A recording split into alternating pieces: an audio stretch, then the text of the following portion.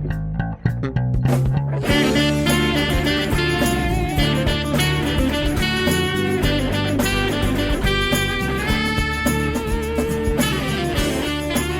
everybody and welcome to episode number 21 of the Last Minute Wrestling Podcast. As always, I am your host from Italy, Frank Mandolini, and today we're going to travel to Paris, France, and meeting with a veteran of the French indie scene, Tristan Archer, or as you may have heard of him, with his real name, Clément Petiot.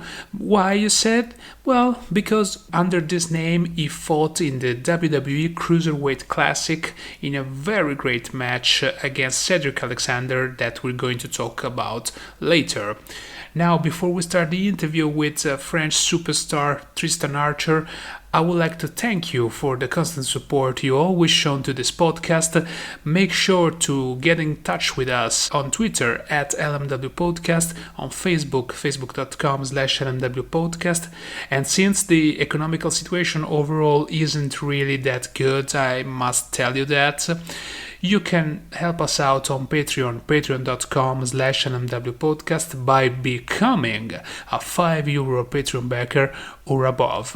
In other news, starting from next week, we're going to move from 3 episodes a week to just one, which will go live every Thursday at the same time, which is 6 p.m. Italy, 5 p.m. UK, British Standard Time, or midday if you're on the East Coast of the United States. The first guest of this new format will be a personal hero of mine, which is Dave Lee, that you may know as Dave Knows Wrestling.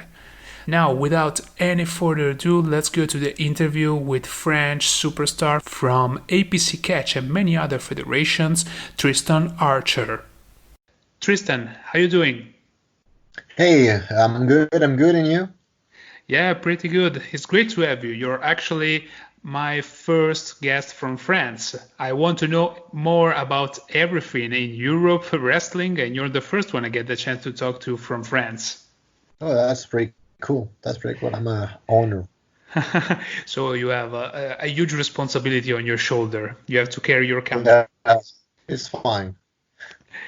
Okay, Tristan, let's start with a question that I normally call that like boring question. So if you don't want, we don't have to spend so much time on it.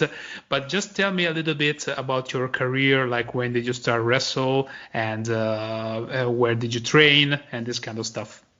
I basically started wrestle 10 years ago when I went to Storm Wrestling Academy. So my first and only teacher, no, I had another one a little bit later, but like my very first trainer was Len Storm.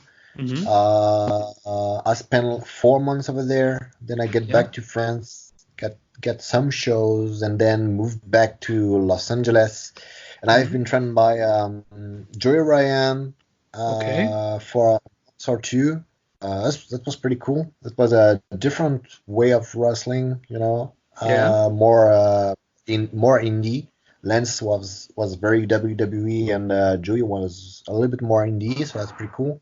Okay. So after that, I came back to Europe, and I started wrestle a little bit around until I got to a first WWE Tryouts. Mm-hmm. Then another one, and after the second one, they told me that at some point I'm going to be a part of the family. I was like very happy with that. Yeah. No news for a year or a year and a half, so I was like, oh, kind of a bummer. Maybe not. Yeah, and basically they just sent me a mail out of nowhere and asking me if I can be around the 205 before the month of June, and I told them I will be with no problem at all. So I started that, and then I do the 205 tournament, the Cruiserweight tournament. Yeah. And basically after that, I'm still traveling around. I've been wrestling to Malaysia, Qatar, US, a different part of the world. So, and did you have any more contact with the WWE? I got contact after the 205. They were very happy with my matches and my attitude and my work and all of that. Mm-hmm. It just I think it's just a question of market. I don't know if I Yeah. can say that in English, but the French market, we don't have Yes. that much fun here, so they don't need to have a French guy because they don't make that much money in France. Okay. It's basic. If you want to make money in a country, you have and French people are really like that. Nobody was watching NBA Mm-hmm. 10 or 15 years ago, and then we got one guy, Tony Parker, Yeah. who was for the Spurs, and he go there and he start to be famous in the NBA, and then in France, everybody was fan of NBA out of nowhere. It's, oh yeah, I love NBA for years. Nobody, you never talk about it. Just the French guy right now over there. So it's our country. Our country is like that. If you want the people to take care of something, you need to have like a feet in this sport or whatever. So the French market is really, really low. We've Okay. not a lot of TV stuff. So maybe if it change one day, I will be able to get back there. But for the moment, I'm in good contact. Like I did a match in front of Christian Yes. a few years ago, and basically he was not supposed to come to the ring because he was not paid for that. But he came to the ring at the end of the match and he hugged me. He raised my hand and stuff like that, and he told me, "Ah, we need to talk." And we go backstage, and he gave me a lot of advice. He told me that I should be in WWE because I have everything to be there, blah blah blah. Yeah. So that's really cool. But for the moment, I'm waiting. I'm working as much as possible. I get better and better and be ready for the moment. Yeah, that makes total sense.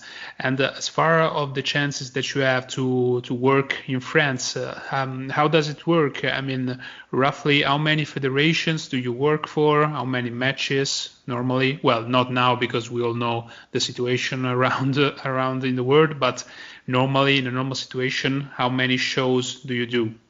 Um, when I very first started, I was wrestling every weekend in France because I was not working in Europe. Hmm. And when I started, wrestling was really big. We got Raw and SmackDown, Prime Time, and stuff Hmm. like that. That's when they signed Tom LaRufa and Luca Oh yeah. Gileo because the franchise was very big, and they were able to have like a 3 or 4 hour show sold out in France. So Yeah. market was big. They need French guy, and basically after like 3 or 4 years, the market go down, and like French people doesn't really care anymore. Hmm. So also the French wrestling show really start to slow down. Yeah, So and less Tom show in LaRufa as France. well didn't have so many chances, if I recall correctly, because I think it was just in one feud on NXT, and then they cut him from the roster.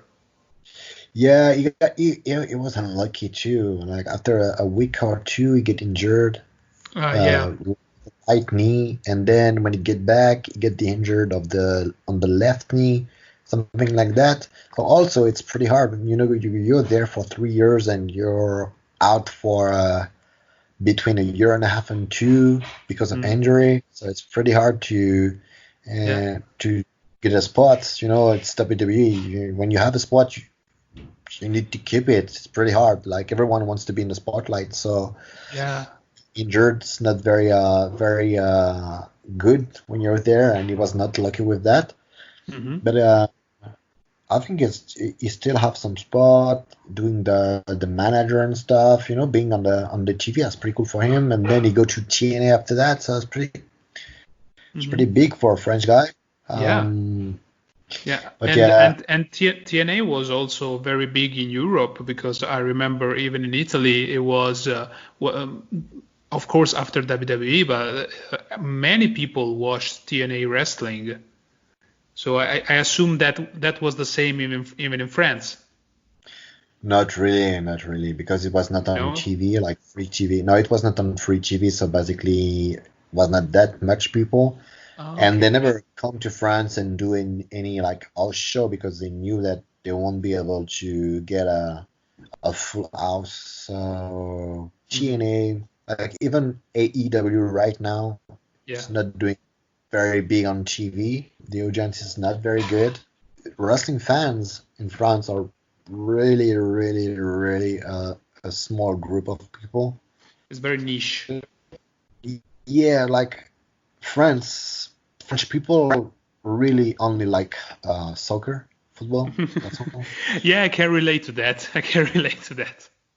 Really, like it's the only one sport. Like we had the handball. Do you know handball? Yeah, of course. You wouldn't believe that, but I've been playing handball for 25 years now. Yeah, but I was playing handball too.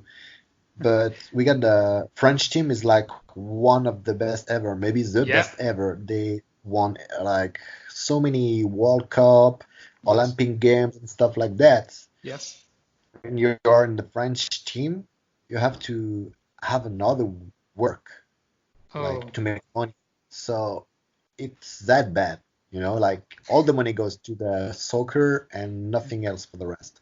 And that's the people in France doesn't like handball or basketball, a little bit of basketball with, you know, Tony Parker stuff and story, but like really like we all like French people only love soccer. That's pretty hard.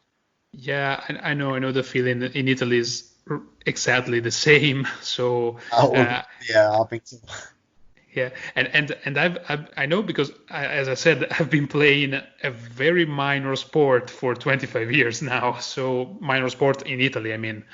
So yeah, I know the frustration about like liking stuff that aren't in the public eye, let's say. Yeah, And wrestling is no different, even in Italy. Now we have a few federations that are doing it quite a good job. And for example, Rising Sun comes to my mind. And yeah, I don't know work. if you had the chance to work with them. I worked for them once. Oh, how was the experience? Was good. Was good. Like every time I went to Italy, it was very very cool. Very cool. Mhm. Not very big crowd. I would say, if I No. remember well, like 200 people, something like that. Yeah, that's probably the average crowd in Italy, 200, Yes, yes, 300. yeah, that's pretty cool. Like I've done like a show with a lot less people in the US, Hmm. and the US country is a wrestling country, but in the show, very limited number of people in the US. No, no, it was a good experience. The guy over there were cool. The crew was cool. The organization was like very well organized. They Yes. picked me up at the airport, drive me well. Hotel was fine. Food was good. Promoter know what he's doing. When you came Yeah. to the locker room, the guy tell you, okay, I need you in this match. You need to do this. I want a 15-minute match. Can you put my guy over? Blah blah blah. I said, okay, no problem. Like I like to go to a place when you go to work and the guys know what he wants to do in the show. Because Yeah. basically, sometimes you go to a show and guys say, "Hey, do whatever you want." I say, "Okay, bro, but that's not my work to do whatever I want." Yeah, yeah. I'm glad you say those words because the wrestling business was really starting to get some traction in Italy until the pandemic. Now we'll see when everything will be when we will be able to have some wrestling again. And what about France?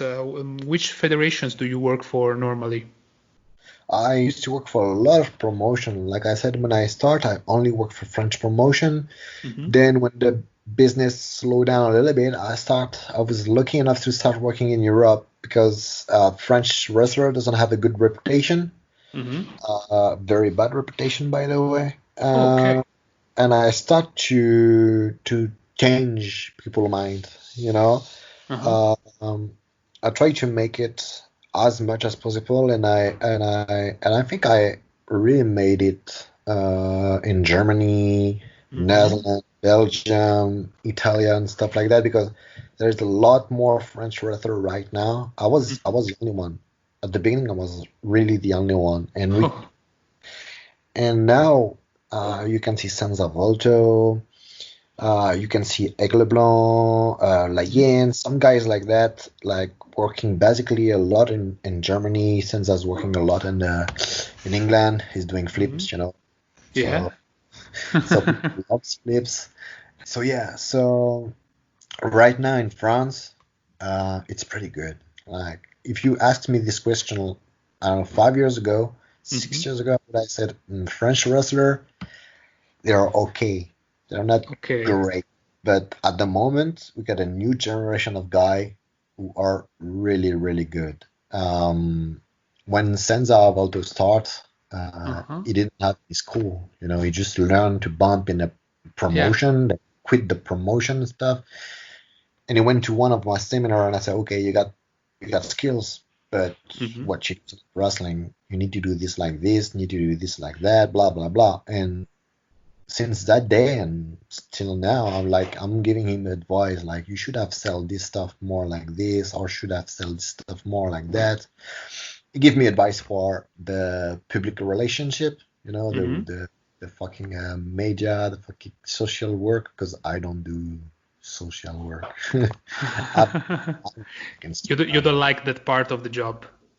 I don't like that. I grew up in a generation we don't have to do this, and now we have to do this. So I tried to, and he helped me with. So yeah, right now, French wrestling, the wrestlers, the talents are really good. Like I can give you 10 names of guys you can be like, sit down and enjoy what they're doing right now. And the wrestling scene is pretty cool too. Like last year, because this year doesn't really count, but last year I had a show with like 1,500 people, another one with 1,200 people, another one with 1,800, stuff like that. It's pretty big crowd. Yeah, that's a good house. Yeah, definitely. And good reaction. It was not a free show, so it was like wrestling fan or people from the city or whatever, but like reaction with the crowd, interaction, good crowd and stuff like that. So that was really, really nice. And we also have a little bit more smaller promotion in term of numbers, APC in Paris. Okay. It's a small venue. So they can only have like around 200, 250 people at the time. It's always full house, and they have a crossover with WXW Progress Wrestling. Yeah. They bring guys like Pete Dune. They bring guys like Tyler Bate, Willow Spray, Carlito from WWE and stuff like that. So, yeah. French... In fact, I actually have heard about them. It's the only French federation I'm familiar with. APC Catch. Yeah, APC Catch Paris, yes, because they're using the promotion to bring people, and that's the only way you can make a name for yourself in wrestling. Yeah. You can do good quality, have good wrestling matches, and big crowd and whatever. If you don't bring a name or a guy or whatever, people will not take a look at your promotion. Yeah. Who is a guy that you would really like to wrestle, but you didn't have the chance to up until now? Oh, there's so many guys, like so many. In Europe, somebody from Europe. Europe, think about it. For Germany, for example, I never wrestled Absolute Handy. And I think like he is old school, but the way he build the match, the way he tells the story, whatever, every time I'm just like sit and watch. So I really want to have a match with him. I don't remember his name. There's an Italian guy. He's working in Rising Sun. He's working a little bit around right now. He's done the WXW show, the pre-show. There's two of them. Luca De Pazzi. Yeah. Is him? Or no, the other one. The other one is Nico Inverardi. Yeah, Nico. Yeah, I think it's Nico. I met him, and I really think got this little something, So yeah, why not him? I think I tried to book him in APC. It doesn't really work, but because he's not already a big name, but I think Hmm. at one point he will be. England. So many names in England. Fuck, what is his name? Brown. Rampage Brown. Rampage Brown. Oh, he's amazing. I love his work, his style. He's really great. Rampage Brown. Dean Almark. He's working a lot in the camps. Hmm. Hmm. Is really good. Like technically is really good. Like you can spend 20 minutes doing the chain and stuff like that. And don't take any bumps, but get reaction because everything looks so smooth. Yeah, basically all those guys. David Starr. I don't know if you can say he's Yes. in Europe or whatever because he's living in London. But like we've been able to wrestle each other in a 5-way, 4-way, but never like together. Never I won was one. No, yeah, never. And I really admire the guy. I love the fight he Yeah. is doing right now, and I love the way he build matches, the selling, the stuff. He's really good in wrestling, really good, and he's a very good guy. Like I met him quite a few times. We talked together quite a few times, Yeah. and I was supposed to face him in APC in January, but I get a concussion the Okay. day. A concussion. Yeah. Yeah, the day just before, Oh. and I was out. I like don't remember the day, don't remember my whole Saturday. So like one day of my life is out, Yeah. and Shit. like I give the spot to Senza. Yeah. But hopefully one day I will be able to wrestle with him. That's what I wish to see now. Now I want to see you two going. Want you Hopefully one two day, going like at it. Is it your like the worst injury that you had? uh, in wrestling, yes, I think so. Cause I got. It's not torn muscle because the muscle really get out of the bones. Mm-hmm. So basically, the muscle is not attached anymore. Okay. One of my adductor, I don't know if it's the same name in English, but the Probably. Yeah. muscle Yeah. I understood what you mean. Uh, the muscle inside the legs. yes. So this one of them is like completely off of the bones. Okay. Um, I got a broken ribs, concussion, some torn muscle and stuff like that, but nothing really like. I got paralyzed once. Oh. Yeah, it's fine now. It's like the nerve was pinched and my arms were Okay. not able to move for like a 5 minutes, something like that. And Okay. no reaction, no sensation. The doctor said I will not be able to do any lift anymore, any sport anymore. And how did that happen? I take a bad bump, and on the same day was fine. The next day, as everyone, maybe not everyone, but like I'm a teacher during the Mm-hmm. week, and I Okay. was sit on my desk, and when I get up, I Yeah. don't know, the stuff happened in my neck, and I just fall down, no sensation, no feeling, not able to move my arms at all. After a few minutes, when I was calling the hospital and stuff, Yeah. I got this burning sensation inside my arms and neck uh, because the nerve was working again. Very Mm-hmm. painful sensation. I went to the hospital. I do all the medics and all the radio and stuff like that for about 6 months, something like that. Then all the doctors told me that, okay, you got this. The consequences will be that your arm's gonna get smaller and smaller. You're gonna Mm-hmm. lose all your strength, and you're gonna be like not able to do any workout anymore or any Oh. sport because you're gonna lose all your strength. Blah blah blah blah blah blah. Mm-hmm. And I was like, I don't give a fuck about what you said, like doctors are doctors. Like, okay, you talk about like someone normal, but I'm not a normal guy. Like, I trained since 10 years. I'm doing sport for like 30 years. Uh, I know my body can go through this. It took me around a year and a half to get to normal size and no more like my old strengths. Yes. I was like, I won't lie, I was crying sometime in the gym because I was able to, like, I don't know, do biceps with like 25 kilos or 30 kilos on my left arms and not able to do it with 8 kilos on the other one. Oh. So, and I was doing power lifting. So basically, 10 years of work and hard work like vanish. So I was like kind of very sad, and not sad. It's not sadness. It's just like I was angry. I was pissed.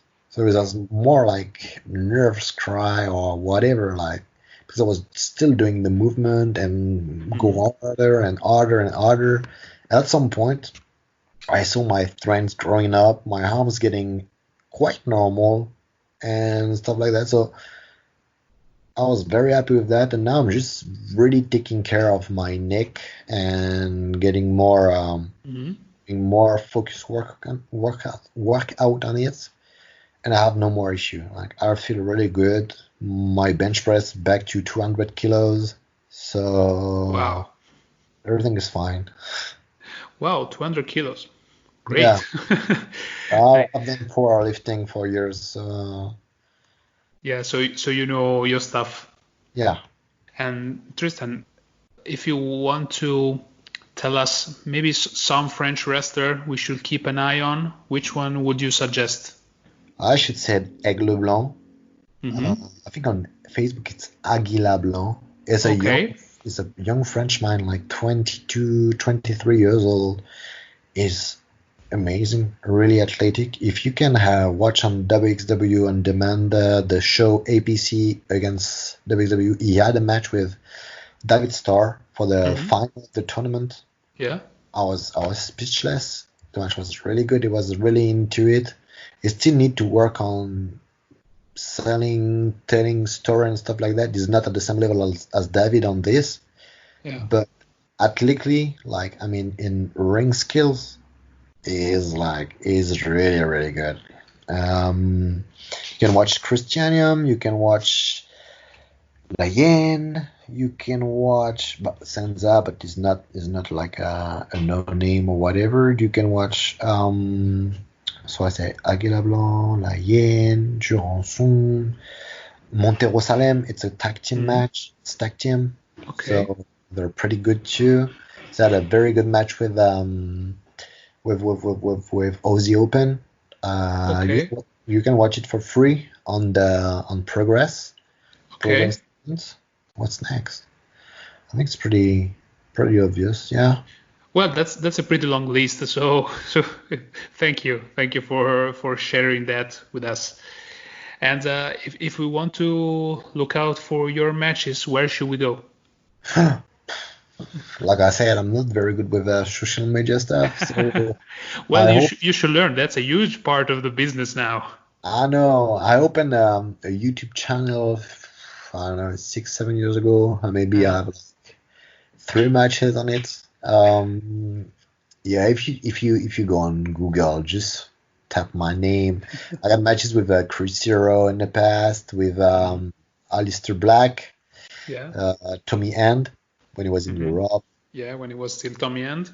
Yeah, against Jonathan Gresham, against a lot of like very big indie names, and they're really easy to find and on Google. Like I really like people like always often put my match online, so it's pretty easy to find. If you watch, if you want like wrestling, could just put a match with me and Oliver Carter, who is working right now on NXT UK. The match was really good. Like if you want to check it, you can check it too. Like you can find a lot of my matches online really easily. Yeah. Well, one match that it's really easy to find is the one that you had against Cedric Alexander on the Cruiserweight Classic. And can you tell me a little bit about that experience overall, not just the match, just like working that tournament? And I don't know if you have some behind-the-scenes stories that you want to share. Yeah, well, like the stuff is, it was the more professional contract I ever had. Mm-hmm. Basically, they give you all the information, all the stuff you need to follow for the few days we spend here. So I got a mail telling me that you need to be at the airport this hour. You need to move from this point to this point, and a car gonna pick you up there. You're gonna go to the hotel. You're gonna take a car with this wrestler, this one, this one, this one, and this wrestler gonna drive. Then the first day you need to be dressed like this. The second day you need to be dressed like that. So on the first day, at 8 a.m. it's gonna be this. 10 p.m. two groups. First group is gonna go promo picks. The other one gonna do this. Your turn gonna be at 8 something. Blah blah blah. Everything is like, it's like if you're working in a factory, same. Yeah. Same. There's no losing minutes or whatever. Like everything is on time and everything is prepared.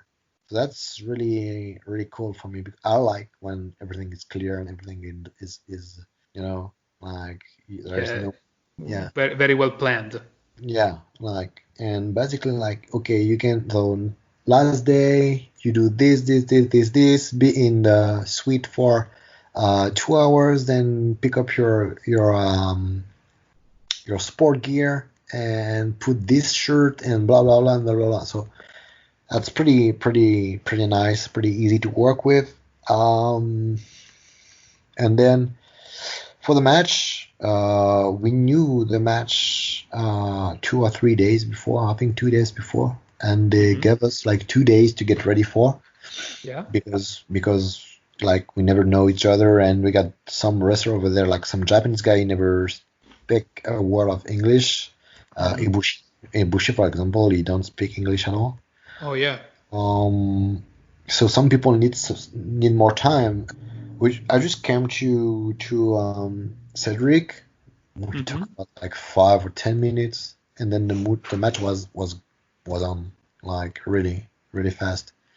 He's really easy to work with, really open-minded. I don't do flips. So I got a agent, Adam Pierce, and I met him. I was in Los Angeles a few years before. So I told him, okay, I don't do flips. I can learn how to do a moonsault. Yeah.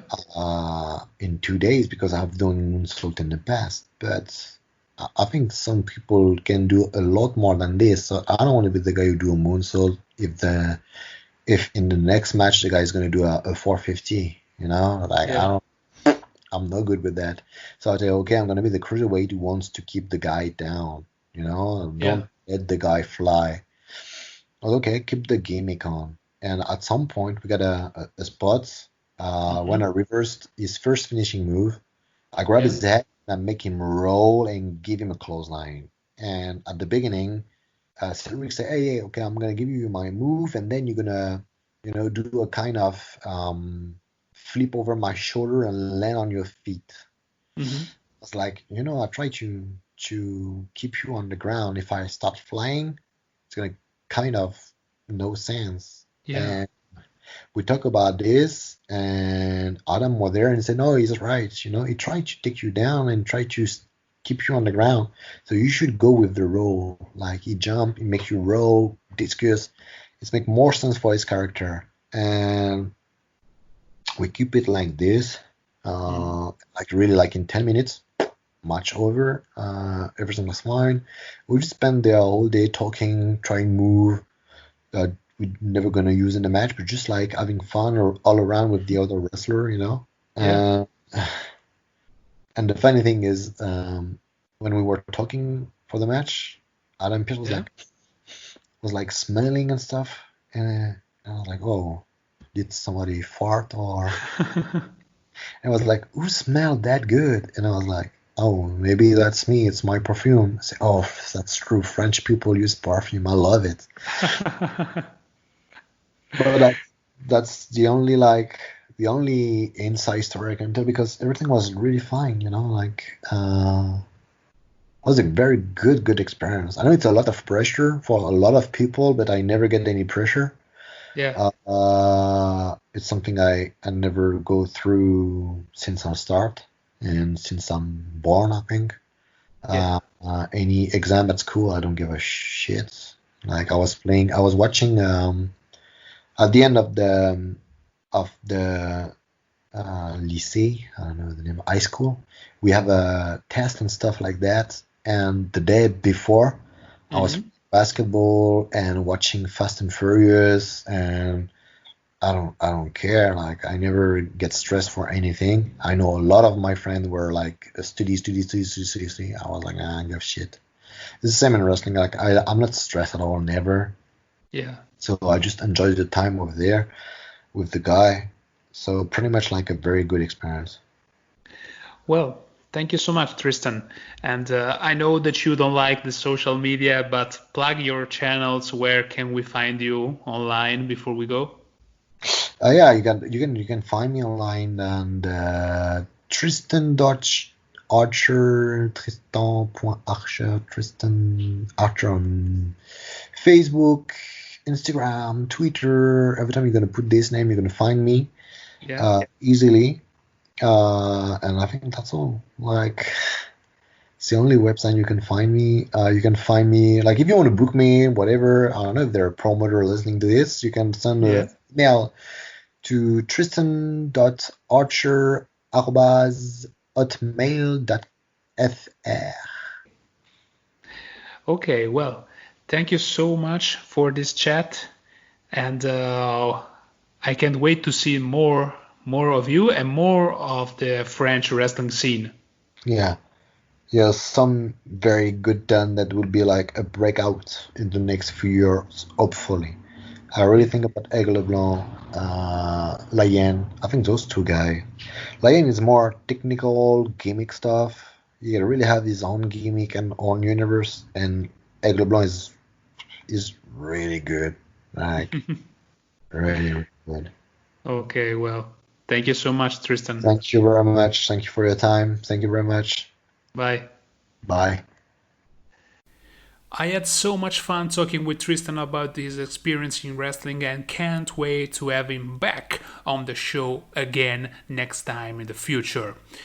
Talking about the future, from next week we start with just one episode per week on Thursday, and our first guest will be Dave Lee from the YouTube channel Dave Knows Wrestling.